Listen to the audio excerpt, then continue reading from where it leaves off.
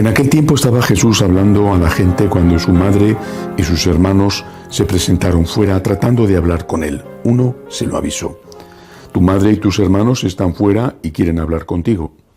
Pero él contestó al que le avisaba: ¿quién es mi madre y quiénes son mis hermanos? Y extendiendo su mano hacia sus discípulos dijo: estos son mi madre y mis hermanos. El que haga la voluntad de mi Padre que está en los cielos, ese es mi hermano y mi hermana y mi madre. Palabra del Señor. Hay muchas cosas que meditar sobre este fragmento del Evangelio de San Mateo y posiblemente ninguna es lo que algunos piensan, que Jesús no tenía una buena relación con su mamá.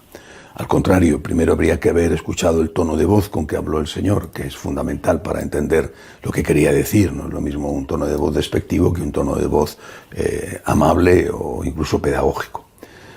Primera cosa que hay que tener en cuenta: el Señor nos está haciendo el inmenso, infinito casi, regalo de permitirnos ser su madre. No solamente de quererle como su madre le quiso, que es un don que da a algunos que quieren mucho a la Virgen y que quieren mucho al Señor.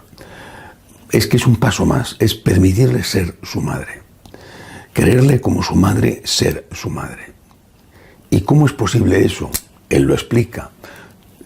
La maternidad es una cuestión única e irrepetible. Incluso aunque te llevaras mal con tu madre es tu madre. Puedes no hablar nunca con tu madre, pero no tienes otras madres. Las otras serán, en todo caso, madres adoptivas. Pero tu madre biológica es única e irrepetible. El Señor no pretende situarnos al nivel de su madre biológica, pero dice que podemos ser su madre y su madre espiritual si nosotros hacemos la voluntad de Dios. Esa es la clave: escuchar la palabra de Dios, escuchar la enseñanza del Señor, el mensaje del Señor. Escuchar el mensaje del Señor y llevarlo a la práctica. Y entonces seremos su madre y sus hermanos, es decir, los más próximos a su corazón. Los que escuchan la palabra y la practican son los más próximos a Él. Esta maternidad divina, repito, no la maternidad biológica, evidente, por tanto no te conviertes en la madre de Dios, es una revolución, porque la Iglesia siempre tiene que estar yendo hacia su origen, mirando hacia sus principios, mirando hacia los primeros pasos que dio, mirando hacia el amor que Dios tenía al enviar a su Hijo único y al amor que aquellos que acogieron a Jesús, empezando por su mamá, y después los apóstoles le tenían a ese Hijo único hecho hombre y muerto por nosotros. Y en ese principio había una mujer. Es decir, la Iglesia será cada vez más auténtica, no porque cambie esta estructura, aquella, sino porque sea cada vez más mariana. Una Iglesia sin la Virgen no es la Iglesia de Jesús. Y a lo mejor no nos damos cuenta porque vemos tantos problemas, corrupciones, escándalos, dificultades internas, crisis y confusión en la predicación y presentación de la doctrina.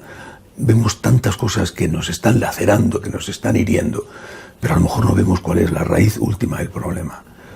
Quizá es que la Iglesia hace ya tiempo, en un aspecto y en una parte, desde luego no en su conjunto, dejó de ser mariana. Hay que volver a la Virgen, hay que volver al origen de todo, y en el origen de todo estaba Dios nuestro Señor y estaba una mujer. Antes de que el Hijo de Dios se hiciera hombre, estaba una mujer, y esa mujer era la Inmaculada. Esa mujer era la que se había entregado por completo a Dios, había hecho suya la palabra de Dios. Es decir, esa mujer era madre de Jesús sin ser madre de Jesús todavía. Ya era madre de Jesús espiritual sin ni siquiera haber oído hablar de Jesús. Era madre de Jesús espiritual sin ni siquiera o antes de que el ángel Gabriel llamara a su puerta y a la puerta de su corazón. Porque ella era la palabra de Dios hecha carne.